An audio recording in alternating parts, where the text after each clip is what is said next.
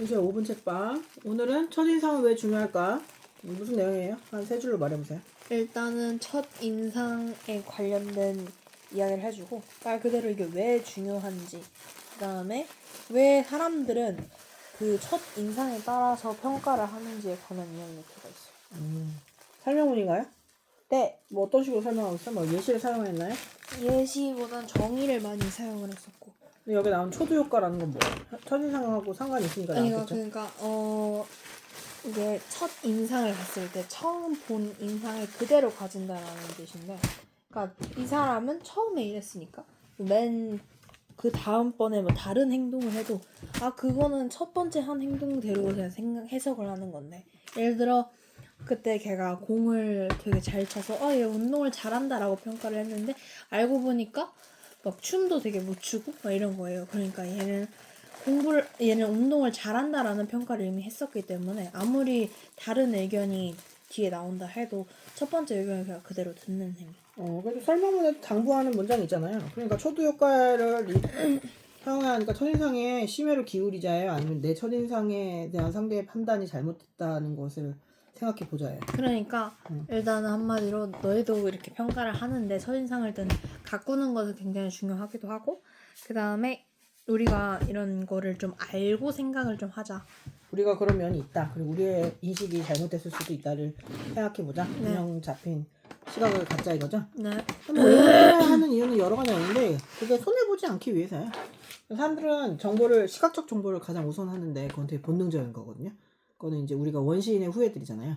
그러면 이게 뭐가 확 지나가는데 이게 안전하다 안전하지 않다를 냄새나 이런 걸 판단하기 전에 제일 먼저 들어오는 게 눈이고, 눈이 두 개잖아요. 이 사람 이거 위험하다.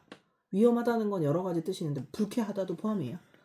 그러다 보니까 처음에 만난 그 시각적 정보에 대해서 사람들이 너무 많이 신이 스스로에 대해서 확신하는 경우가 있죠. 한번 뭔가를 믿고서 한 번을 그게 맞다고 생각해서 계속 거기에 관련된 정보만 찾는 거를 확증 편향이라고 하거든요.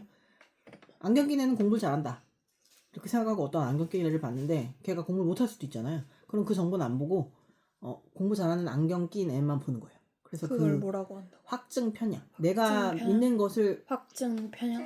내가 그것이 옳다고 생각하는 정보만 캐고 다니는 거예요, 사람. 그러니까 좋게 보면 끝없이 좋은 게 사람이고 나쁘게 보면 끝없이 나쁜 거죠. 그래서 그런 게 있잖아요. 좋게 보면 좋은 사람이다. 문제 삼지 않으면 문제시 되지 않는다. 그런 게 되게 많아요. 그러니까 막 인간의 막 내면적 가치를 저해하는 일 있잖아요. 예를 들면 뭐 범죄나 뭐 이런 것들 빼고는 좋게 보려면 좋을 수 있는 것들이 되게 많아요. 강점이 약점이기도 하고 약점이 강점이 되기도 하죠. 섬세하고 예민한 사람들은 상대의 기분을 잘 헤아리잖아요. 그래서 그걸 가지고 섬세하고 민감성이 높다라고 말할 수도 있고, 예민하고 작은 일에 신경을 너무 쓴다 이렇게 말할 수도 있고. 근데 되게 무던하다는 건 반대 얘기를 하면 둔하다. 둔감하고 자기가 기분 안 나쁘니까 그런 말을 할 수가 있는 거죠. 근데 이제 최악의 경우는 자기는 민감한데 남의 언어에 되게 민감한데 자기가 얘기하는 거는 팩폭이라고 생각하는 거죠. 그러니까 팩폭이 아니죠. 그거는. 뭐 그걸 그래가지고 어떻게 살아? 야, 너 속상하겠다. 야, 나는 네 얼굴이면은 성형도 생각해. 뭐 이런 식의 대화는 팩폭이 아니에요. 그렇지 않나요? 그건 그냥 공격. 무례함. 자기가 많이 들은 소리를 남한테 돌려주는 무례함이라고 생각하죠. 근데 이 글을 읽고 좀 첫인상에 대해서 민서는 어떤 정보를 보고 파악해요? 첫 인상이라는 게 이제 새학기 때는 첫 인상 같은 게 굉장히 중요하잖아요. 그러니까 이 첫 인상을 보고 평가하는 게 있는 거게. 그러니까 대충 얘는 이럴 거다 이런 거보단 처음에 봤을 때 얘가 하고 다니는 스타일을 봐서는 저 외모를 가꾸는 애구나, 나 이런 거나 아니면 그냥 자유롭게 다니는 애구나, 이런 거를 먼저 판단을 하는 것 같아요. 근데 이제 그게 많이 적중을 하나요? 많이 적중하죠. 적중한다고 생각해요? 네. 사람들은 자기 생각을 변경하는 거 싫어한다고 했잖아요. 인지적 구두쇠라고 하거든요. 인지적으로 뭔가 옳다고 믿는 거를 생각을 바꾸려면 내 사고 과정을 다 돌아보고 고쳐야 되잖아요. 근데 그걸 잘 바꿀수록 지능이 높아져요. 사람들이 되게 좋은 거니까. 사람들이 부동하게 믿는 것들 있잖아요. 그런 것들에 대해서 좀 다시 한번 생각을 해보면 여러 맥락을 고려할 수 있는 입체적인 지능을 갖게 되죠. 근데 그게 생각하지 못하기 때문에 생기는 일들이 되게 많잖아요. 그 상황만 보는 사람 있고 그 상황에 그 사람과 과거에 그 사람을 굉장히 이렇게 연속적으로 보는 사람. 그쵸. 그리고 그 사람의 환경까지 보는 사람들 있잖아요. 그러니까 좀 입체적이고 깊게 보려면 좀 맥락적인 사고를 하는 게 되게 필요해요. 내 생각을 바꿔보는 거. 처음에는 이해 안 되는 문학 주인공을 점점 더 이해할 수 있게 되는 상황. 그런 거 있죠.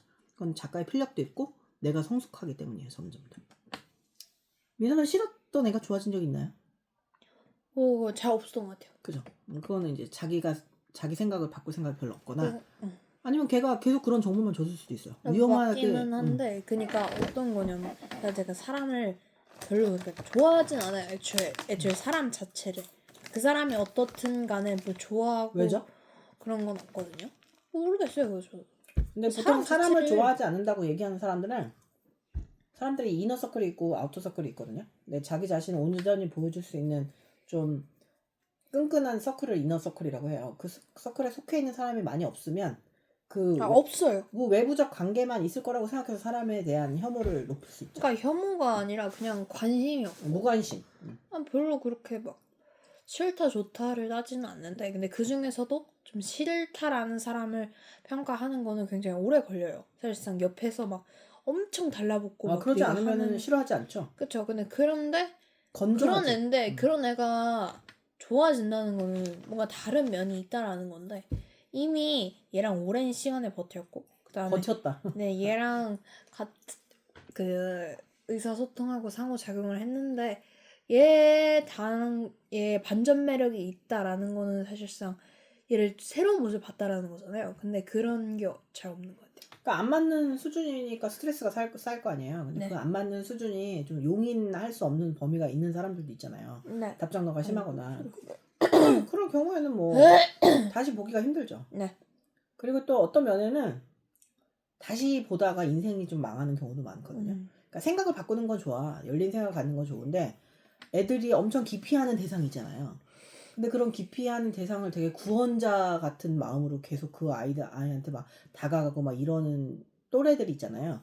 그러면 나중에 후회하는 케이스가 있더라고요. 근데 뭐 어른이 아니니까 그러니까 막 아니야 쟤는 좋은 점이 있을 거야 하고 좋은 점을 보려는 태도는 좋지만 뭐 1대1로 그 아이와 너무 깊이 있게 상호작용을 하다가 내 자신을 잃을 정도까지는 아니죠. 그럴 필요는 없어요. 다만 인간에 대한 표현력을 가질 필요는 있지.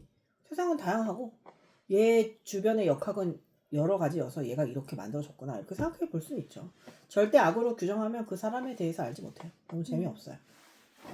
그거를 사람이 틀이 없다 얘기하는 거는 되게 양면적이거든요. 그 사람이 되게 개방적이라서 새로운 진리에 열려있다는 뜻도 있고 얘가 시스템이 없어. 목차가 없는 거야. 어디에 뭐가 들어가 있는지 모르는 거죠. 그래서 이제 후자에 있는 사람은 자유롭지만 좀 체제가 없고 너무 시스템만 갖추는 사람은 그 프레임에 갇혀가지고 그 내적인 거 보지 못하는 경우가 많죠. 그렇죠. 누군가가 민서를 그런 면에서 내적인 걸 보지 못하면 열받잖아요. 진짜 민서를 보여줄 수 없으면. 그렇잖아요. 그러니까 이제 그런 걸 설계를 해야 되죠. 나의 틀을. 근데 그런 게 다 설계된 애들이 아이돌이잖아요. 아이돌이 자기가 원하는 대로 이미지를 구축하는 게 아니에요. 남들한테 어필될 수 있는 이미지를 최적화된 이미지를 그렇게 남들에게 보이는 거지. 걔네들이 실제적인 성격이 그렇겠어요? 그러니까 그렇게 많은 사랑을 얻고도 자살도 하고 그러는 거지. 자기가 아니니까. 진짜가 아니니까 피곤하다. 이너서클이 하나도 없다. 내 팬이 100만 명인데도 나는 외롭다. 이럴 수 있죠. 초두 효과하고 후광 효과 이건 아는데 후광 효과가 뭐예요? 후광 효과 같은 경우에는 그러니까 예를 들게요. 그러니까 원래 있던 사실을 통해서 그냥 전체를 평가를 해버리는 건데 그러니까 하나만 있었던 뭐 걔 얼굴 잘생겼 뭐 걔가 키 크니까 운동도 잘할 그럴 수 있죠. 뭐 이런 거죠. 그러니까 키가 크다는 사실 하나로 다른 것도 단정된 뭐 얼굴이 하얗다고 해서 부잣집 딸이다 이렇게 생각할 수도 있고 그렇잖아요. 얼굴이 하얘니까 부잣집 딸 아니야? 막 이러면서 그리고 공부를 잘한다고 하니까 그러면 얘 똑똑하겠다. 공부를 잘하니까 지능이 높겠지 이렇게 생각할 수 있는데 사회적 지능이 높지 않을 수도 있는 거죠. 그렇죠. 한 가지로 부분을 판단하는 거나 외모도 한 가지잖아요. 외모로 부분을 판단하는 거나 다 편견에 기인한 거예요. 그거에 그런 방법인 거는 본능이기도 하지만 단 하나의 이유밖에 없어요. 귀찮아서. 사람을 복합적으로 보는 건 굉장히 피곤한 일이지. 남들이 만들어 놓은 매뉴얼대로 평가하면 되게 쉽잖아요. 그렇죠. 그게 잘못됐다는 건 아니에요. 모든 사람들이 만들어 놓은 데이터인데 그런 경우 있잖아요. 막 애들이 너무 싫어하고 그건 잘못된 거지만 애들이 다 싫어하는 경우를 안에 닿아서 들여다 보면 애들이 철저하게 오해를 하고 있던가요? 아 그건 아니고 그냥 애 자체가 좀 그런 것도 있잖아요, 그죠? 근데 그게 옳다는 건 아니야. 근데 안으로 들여다 보니까 아 얘가 그렇구나라고 보이는 경우도 있죠. 근데 이게 솔직히 직장 생활을 할 때도 뭔가 직장 같은 경우에는 잘못하다가 삐끗하면은 해고가 되잖아요. 근데 그렇죠. 약간 그런 사람들하고 팀원이 이제 고르는 경우라면 굳이 안 되려고 하잖아요. 그런 사람하고 팀원이 되고 싶지 않아 하죠. 네, 무능한 그쵸. 경우, 의사소통 기술이 근데 부족한 경우. 아니 성인도 그런데 그걸 왜 학교에서는 그걸 강요해요? 아 성인은 저기 뭐지? 선호하지 않을 뿐이지만 그걸 배격하진 않죠. 그건 사회성이기 때문에. 이게 상대한테 뭐 상대가 그룹에서 배제되고 그 그룹에서 소외감을 느끼는 스트레스는 굉장히 크거든요. 근데 그 정도는 학습을 해야 돼요. 내 아이의 불편함 때문에 얘가 소외감을 느끼고 고통을 느낄 만큼 고통을 줄 필요는 없죠. 내가 불편하면은 내 맷집을 올리면 돼요. 근데 불편할 수 있거든요. 근데 그 무균 상태에서는 뭐가 안 생겨. 면역력이 안 생기죠? 세상에 좀 암적인 존재가 솔직히 있거든요. 약간 세포로 치면 얘는 뭐지 이러는 애가 있어야 면역력이 올라가요. 세상은 되게 다양하기 때문에 그러니까 자기가 어떤 세포인지 모르는 애들도 있잖아요. 근데 그런 아이들한테 그걸 알려줄 필요는 없지만 그거에 대한 면역력을 높여야 돼요. 맷집을 높이지 않으면 언제 누굴 만날지도 모르는데 피해 갈 수 있지만 피해 가야 하는데 교실 속에 그 아이는 피해 갈 수 없다? 그러면 이제 최소한의 소통을 하면서 내 맷집을 키우는 거죠. 아, 내가 여기서 되게 불편해하는구나. 그런 거 모르면 그래서 이제 가끔 그런 애들 있잖아요. 어린 시절에 영재로 판명돼가지고 학교 안 다니고 연구만 했던 애들이 되게 슬퍼하고 고통스러운 이유가 그런 맷집을 견뎌본 적이 없기 때문이죠. 그 연구만 한다고 그 연구하는 교수들이 다 그렇게 훌륭하기만 할까요? 인간의 추악한 면이 없을까요? 그럼 인간은 추악한 면을 볼 때마다 도망간다면 학교 생활을 왜 해요? 그러니까 단체 생활을 하는 데는 다 이유가 있어요. 근데 다만 그렇게 개인의 막 존엄성을 잃어갈 정도로 막 얘한테 너 얘하고 친하게 지내라고 하는 건 폭력적이지. 그건 되게 폭력적인 구도죠. 우리도 그렇게 안 하잖아요. 어른도 싫은 사람하고 안 놀잖아요. 그렇죠. 그러니까 안 놀 자유는 있어. 그렇지만 그 애를 고통스럽게 할 자유는 없지. 그러면 안 근데 되죠. 아차 안 논다는 거는 이제 엄밀히 말하면은 이제 그냥 좀 가해자 입장이고 그렇죠. 근데 피해자가 그거를 고통스럽게 느낀다고? 고통스럽게 느끼면은 그것도 폭력이에요? 어떤 애가 나를 좋아하는데 내가 걔를 그만큼 안 좋아하면 그건 폭력이에요? 그건 아니지. 그러니까 그건 폭력이 아닌 거예요. 근데 근데 그거를 그것 때문에 고통스러워하면 그건 걔 인생의 몫이죠. 어쩔 수 그러니까 없어요. 이거는 그냥 남녀관계랑 똑같아요. 내가 이 남자를 이거는 좋아하는데 이 좀 남자의 고백을 안 받아주면 내가 걔한테 고통을 주는 거야? 그쵸? 그러면 고통을 안 주려고 걔 고백을 받아요? 그건 그건 아니죠. 아니지. 그냥 내가 지킬 수 있는 인간의 도리를 하는 거지. 내면적인 인간의 가치에 근거한 행동은 해야죠. 우리 엄마한테 우리 아빠한테 들켜도 나는 그래도 얘한테 예의를 다 지켰다 이 정도는 해야 돼요. 그렇게 가르쳐야 하고. 근데 싫은 애를 인간적으로 호감을 느껴라 뭐 이렇게 할 수는 없지. 근데 걔를 빼고 뭔가를 진행하고 막 걔를 빼고 어디를 가고 막 이런 건 좀 폭력적으로 보일 수 있지. 근데 그것도 엄밀히 말하면 거절 아니에요? 아, 싫다고 얘기하면 그건 거절이죠. 근데 맞아요. 그건 폭력이 아니라고 생각해. 근데 한꺼번에 이거 어떤 애가 싫어. 근데 얘는 다른 애들은 걔한테 별 생각이 없어. 근데 그 어떤 애가 싫은 애가 주도해가지고 얘를 따돌리는 거 있잖아요. 그거 폭력 아니 뭐야? 그러니까 따돌린다는 거 자체가 안 논다라는 거 아니에요? 아, 근데 뭐 말을 거는데 뭐 말을 대답을 안 아 해준다거나 막 그건 자기들끼리 아니지. 귀속말을 하거나 아니면 자기들이 아는 정보로 속닥거린다거나 아니면 뒤에서 자기를 비운다거나 이거는 폭력이죠. 그건 폭력이지. 근데 같이 안 노는 건 사적인 만남을 하지 않는다. 그러면 이제 그런 건 있지. 여러 그룹에 있는데 얘 때문에 사적인 만남을 안 할 거면 그 그룹의 애들하고 안 노는 게 맞아요. 그렇지 않을까요? 그다 그러니까 걔네들도 다 불편하고 싫어요. 어. 걔를. 네. 뭐 그런 경우는 그렇다고 뭐 한 명을 제외하고 노는 거는 옳다고 생각하지 않는데. 그럼 어떻게 해요?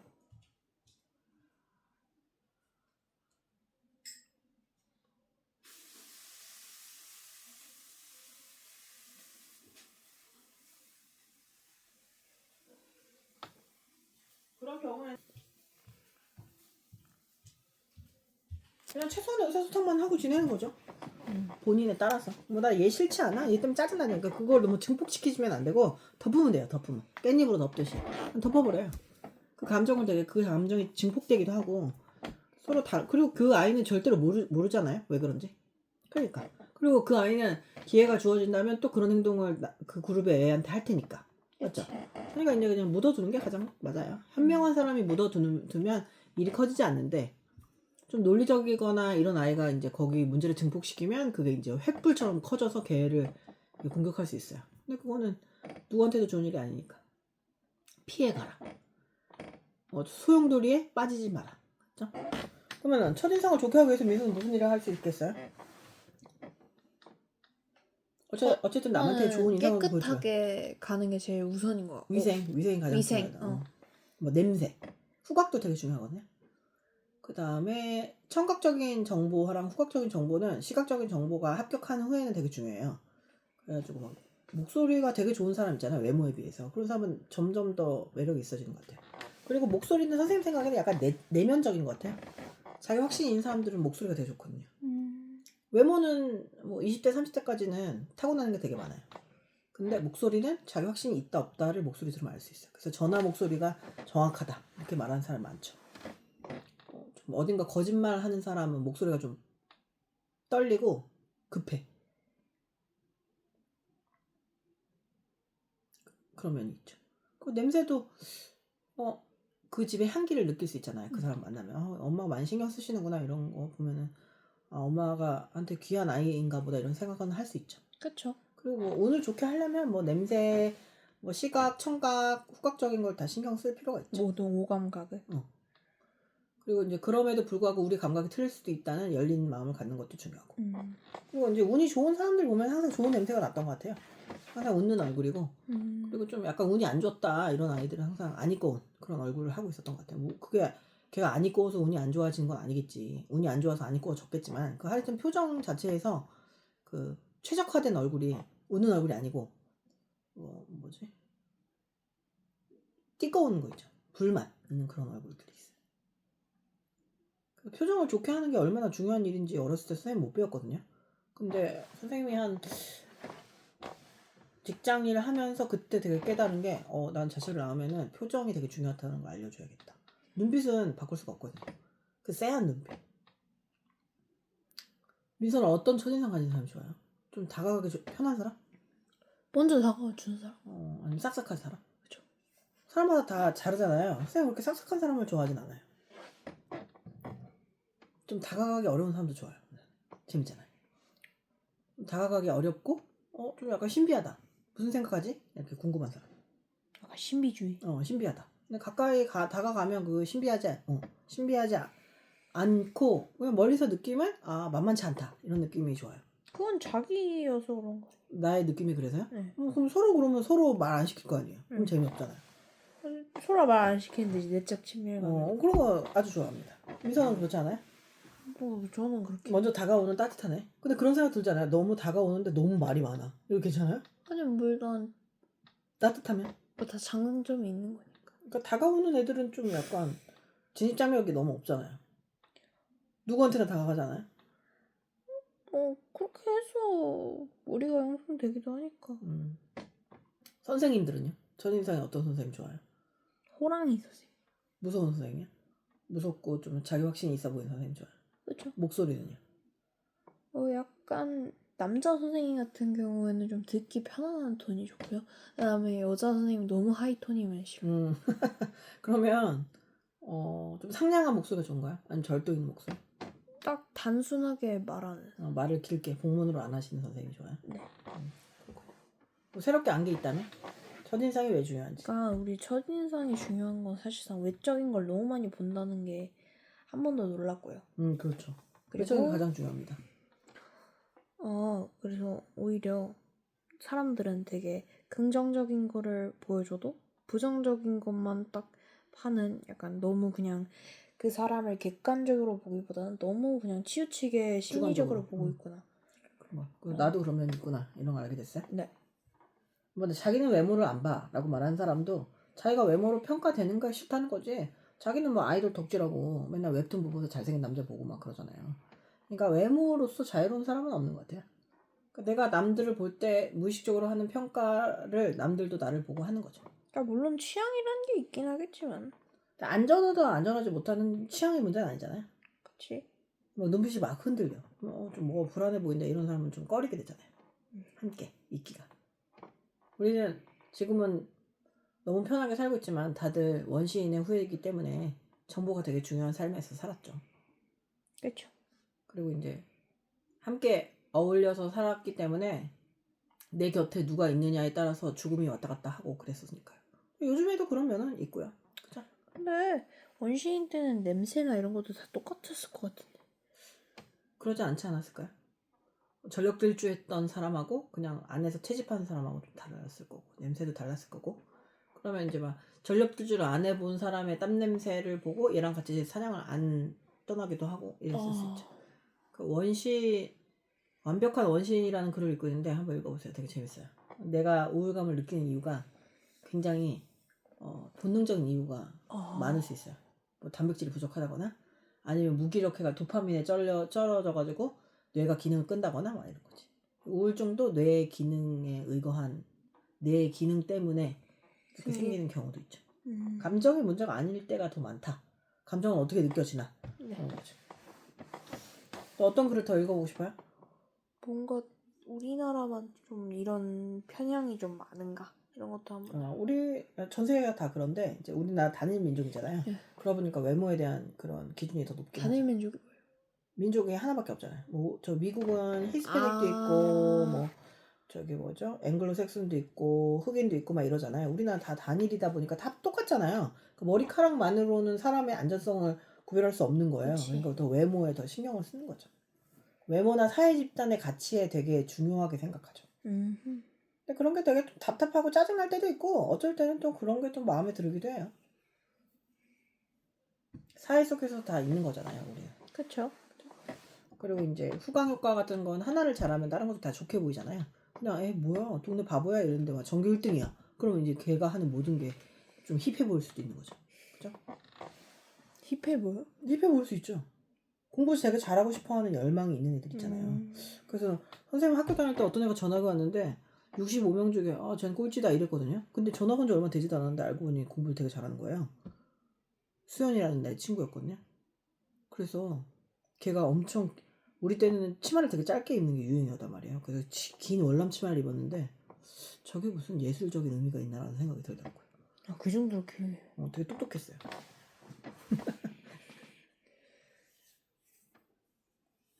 이게 첫인상은 왜 중요할까를 한마디로 하자면 너희도 평가한다. 그러니까 내로남불하지 말라. 평가하는 자 너도 나도 마찬가지다. 네. 그죠?